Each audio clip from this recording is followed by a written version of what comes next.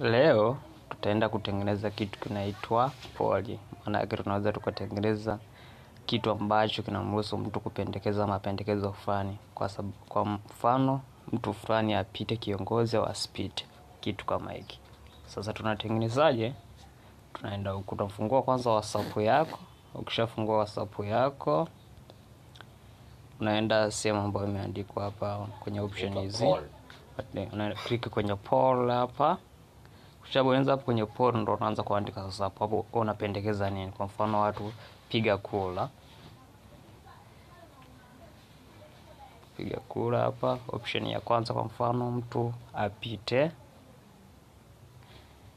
tick au asipite,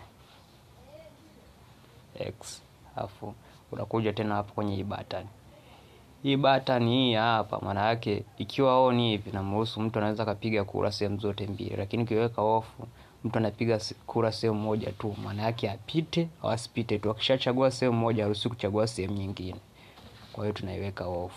Tukiweka off tayari kitu chetu kimekamilika, ndio kinakuja kama hivi. Maana yake mtu fulani apite hapa au asipite. Pia unaweza ukaangalia waliopiga kura ni wakina nani. Kama hapa kwa mfano kuna wewe hapa ameshapiga mmoja, amesema asipite, ndio wengine wanaendelea kupiga kura. Asante kwa kututazama. Ludos.